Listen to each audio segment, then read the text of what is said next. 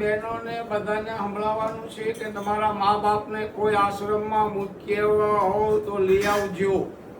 હજી તક છે, હજી સુધરવાનો તક છે. 18 ભક્તો વરાણુને કહું છું, 18 વરણને આ જગતની અંદર ભગવાને ભોળાનાથે એમ કીધેલું છે કે મા બાપનો તમે સ્વીકાર નહીં કરો તો હું તમારો કોઈ બી સ્વીકાર ભક્તિ ગમે એટલી કરો, ગમે ત્યાં જાઓ, ચારધામની જાત્રાએ જાઓ, ગમે ત્યાં જશો તોય ભગવાન તમારી ભક્તિ સ્વીકાર નહીં કરે. સમજી લેજો અનભક્તો. પહેલા તમે માતા, તમે પિતા, તમે બંધો, તમે સખા. પહેલું સ્થાન ભગવાનનું, બીજું માતાનું, ત્રીજું ગુરુનું. એટલે ખાસ મા બાપને હજી આશ્રમમાં મૂક્યા આવો તો લઈ આવજો. બેન દીકરી આંગણે આવે એને બધી તુકારો કરતા નહીં. મેન હો બ્રાહ્મણને જમાડો અને એક બેનને જમાડો, એટલું પુણ્ય મળે. સમજી લેજો અનભક્તો. ભાણેજ બેન દીકરી ને જેટલું આપો એટલું ઓછું છે. આ હોય તો અપાય, નકર હાથ જોડાય. બે હાથ ને ત્રીજું માથું. પણ બેનના ઘરનું ખાવું નહીં, દીકરીના ઘરનું પાણી ના પીવું. એને વિષ્ણુ ધર્મ કહેવામાં આવે છે. વિષ્ણુ ધર્મ કોને કહેવાય? કે દીકરીનો પાણીનો ગ્લાસે આપણે ના ખપે, એને વિષ્ણુ ધર્મ કહેવામાં આવે છે. મારા દ્રષ્ટિએ, મારા શાસ્ત્રમાં એ લખેલું છે. હા, ન હોય તો બેનને હાડલો આપીને પૈકી લગાય, આવજો બેન, તમારી ઘરે મજા કરજો. હંમેશા માટે એના ઘરની અંદર આપણે કોઈ દખલ કરાય નહીં. એના ઘરની અંદર જેવી રીતે રહેતી હોય એ રીતે રહીને મજા કરે. હા, બેનને કોઈ તકલીફ પડી હોય, કોઈ દુઃખ આવ્યું હોય અને બેનનો ફોન આવે કે મને આ પિતા તકલીફ છે, ત્યારે દોડીને જાઓ.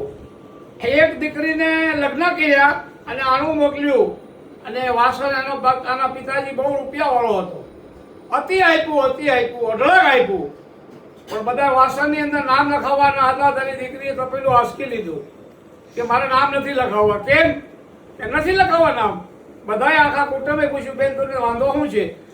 નામ એ માટે નથી લખાવવા કે એ તો પેલું સુલે સડે ને મારા બાપના નામ ઉપર મસ્ત બેહે એવું મારે કામ કરવું નથી. ને મારા બાપ ઉપર હું મસ્ત નહીં બેહવા દઉં. મારા નામની જરૂર નથી. જે હોય તે મને તમે જે આપો એમાં નામ મારા પિતાનું મારે લખાવવું નથી. મારા બાપ એ તો પેલા તું સુલે સડવાના છે. એ મારા બાપને મસ્ત બેહે એવો ધંધો મારે કરવો નથી. એને દીકરી કહેવામાં આવે. દીકરીને ગાય દોરે ત્યાં જાય, એ તો પારકી સાપણ કહેવાય. દીકરી 20 વર્ષની થાય, 18 વર્ષની આપણે ઘરે બને, ભાઈ બેન રમે, ભાઈ પિતા રે, માં રે. માં વિના દીકરીને હાલે નહીં, માને દીકરી વિના ના હાલે. એ માં દીકરીનો પ્રેમ, એ લાગણી, એ ભાવ. 18 વર્ષની થાય, કોઈનું ઘર જોયું ન હોય દીકરીએ, જિંદગીમાં કોઈને માણસને ન જોયા હોય, અહીંયા હાકર ભળે એમ ભળી જાય, એ દીકરી કહેવામાં આવે. એટલે જ કીધું છે ને કે કન્યાદાન આપો ને એટલે ભગવાન વૈકુંઠમાં દાંત કાઢે છે. એ દીકરીમાં તાકાત, શક્તિ છે. દીકરીઓ બલિદાન આપતી આવી છે પહેલેથી. આજે ભારતની નારી તમે જુઓ, જ્યાં જ્યાં ભારતની નારીએ, ભારતના પુરુષોએ બલિદાન આપ્યું જ છે હંમેશ માટે. एक राम था, राजा था, एक धोबीना कहवाती सीता को वन भेज दिया, इसको राजा बोला जाता है. આ બધા રાજા નથી, બધા હેળિયા કહેવાય, હેળિયા. અત્યારે રાજા કોને કહેવાય? એક ધોબીના કહેવાથી એની બાઈ ઘેરે ગઈ હતી, એના બાઈની ઘેરે ગઈ હતી રાતના, અને લેટ આવી 12 વાગે, અને રામની સભા બેઠી હતી. સવારે અહીંયા ભોગી ગઈ કે મારા પતિએ મને કાઢી મૂકી. હકીકત એના ભાઈની ઘેરે ગઈ હતી બિચારી. એના પતિને કીધું, રામને એને કીધું એની પત્નીએ કે મને ન્યાય આપો, મને મારા પતિએ કાઢી મૂકી છે. રામ રાજા હતા. સવાર થયું, લક્ષ્મણને કીધું જાઓ એના પતિને મારી સામે હાજર કરો. હાજર કર્યો અને ભરી સભા બેઠી હતી. ત્યારે 3 બદામનો ધોબી એમ બોલ્યો હતો કે લંકામાં રેરા સીતાજી તમે રાખી શકો, અમે ના રાખી શકીએ.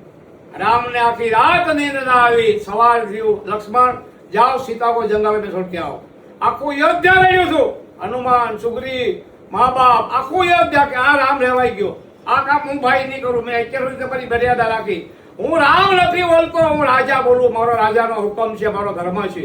સીતાજીને જંગલની અંદર મૂકવા જાય છે લક્ષ્મણ, અને પછી સીતામાને કહે છે કે માં તમને છોડીને હું ક્યાંય નહીં જાઉં, તમને છોડીને ક્યાંય નહીં જાઉં, તમારી જેવો સેવા કરી. પછી સીતાજી બહુ ડાયા હતા. જનકપુરી નો પુત્રી નહોતા, એ હતા રાવણની દીકરી હતા, અને ઋષિઓનું એની અંદર લોહી હતું. અને જનક રાજાની ખેતી હતી, ત્યાંથી ઋષિઓ દાટી આવ્યા હતા. સાચી દીકરી રાવણની છે. આ ધીમે ધીમે બધી તમને હું કથા આપી રહ્યો છું. પછી સીતાજી બહુ કહે છે કે લક્ષ્મણ તમે દેવરજી ઘરે જતા રહ્યો, મારું જે થવું થાય કે નહીં, માં અમને છોડીને નહીં જાઓ. પછી સીતાજી કહે છે કે રામના રફોકા કોણ કરશે, ઘોડલાની વાગુ કોણ સંભાળશે. એ મારા દેવર તમે ઘરે જતા રહ્યો, મારું જે થવું થાય. રઘુનંદન પત્ની હતા, આપઘાત કરવા તૈયાર થઈ ગયા. લક્ષ્મણ ઘરે આવી ગયો, પણ ડાયા હતા, બે બાળક એના પેટમાં હતા એટલે આપઘાત નહીં કર્યો. વાલ્કી ઋષિના આશ્રમની અંદર બે બાળકોને જન્મ આપ્યા છે, બે બાળકોને ભણાવે છે, સેવા કરે છે, લાકડા લઈ એની રીતે એ બહુ દુઃખી થાય છે. સીતામાને જેટલું કષ્ટ પડ્યું છે એટલું આ જગતમાં કોઈ નારીને કષ્ટ નથી પડ્યું, સમજી લેજો. અણભક્તો, રામ બી જ ભક્ત ભગવાન હતા, એ બી જાણતા હતા, એની તમામ ખબર હતી, પણ છતાં મર્યાદા પુરુષ મા બાપનું પાલન કર્યું કે જો મારા મા બાપનું વસન નહીં પાડું તો દુનિયાના મા બાપનું વસન નહીં પાડે. પણ અત્યારે કોઈ પાડતું નથી. 2 કલાક ભક્તિની, અડધો કલાક ભક્તિમાં નહીં બેસે, 3 કલાક પીછે જોવા જાય. એટલે સાચી ભક્તિ છે, સાચું ભગવાનનું નામ છે, સાચો તમારો પરિવાર છે. તમારા બાળકોને ભણાવો, ગણાવો, સારી પોસ્ટ સુધી પહોંચાડો, એને પરણાવો, પરઠાવો, એ સાચું કર્મ છે. ઘર એક મંદિર છે. મંદિરો એ માટે બનાવવામાં આવ્યા છે, કોઈ મંદિરમાં ભગવાન નથી, સમજી લેજો અણભક્તો. મંદિર આ જ છે, આની અંદરથી મેળવવા માટે કઈ ગુમાવો. મંદિર એક ઘર જ છે તમારું. જેટલા સાધુ ભગવા પહેરીને નીકળી ગયા છે, એના બ્રહ્મચારી છે, એનો કોઈ દી જિંદગીમાં મોક્ષ નથી થતો, સમજી લેજો. એ ભટકે છે, અવનીમાં ભટકે છે. આ મારો સંસાર છે, એ સાચું સુખ છે. ભગવાને સંસાર શા માટે બાંધ્યો? ભોળાનાથે શા માટે બાંધ્યો સંસાર? સંસાર ઘર એક મંદિર છે. બાળકોને ભણાવો, ગણાવો, સારી પોસ્ટ સુધી પહોંચાડવો, પરણાવો, પરઠાવો, એ જ તમારું કર્મ છે. મંદિર 75 વર્ષ પછી છે. મંદિરો એ માટે બનાવવામાં આવ્યા, કોઈ દારૂ પીતો હોય, કોઈ બેન દીકરીની સેફટી કરતો હોય, કોઈ ખોટા ધંધા કરતો હોય, મંદિર જોઈને સુધરે એ માટે મંદિરો બનાવ્યા છે. એક ભાઈએ 30 ખૂન કર્યા. કેટલા? 30 ખૂન કર્યા. અને બાપજી પાસે દોડીને ગયો, હે બાપજી મને સુધરવું છે, મેં 30 ખૂન કર્યા, મને કઈક બુદ્ધિ આપો. તો બાપજી કે મારી પાસે કોઈ સુધરવાનો રસ્તો નથી, આ કાળો રૂમાલ તમને હું આપું, જ્યારે વ્હાઈટ થાય ત્યારે તારા પાપ ધોવાય. ના ને એવું ગામડું હતું. ગામડામાં જઈને બજારમાં બેઠો, નિરાશ થઈ. એક દીકરી પાણી ભરીને જતી હતી, તો 4-5 છોકરા એની સેફટી કરવા લાગ્યા. આ છોકરાથી રહેવાનું નહીં. 31મું ખૂન કરી નાખ્યું. ખૂન કરીને દોડીને બાપજી પાસે ગયો. બાપજી મેં 31મું ખૂન કર્યું, હું નહીં સુધરું.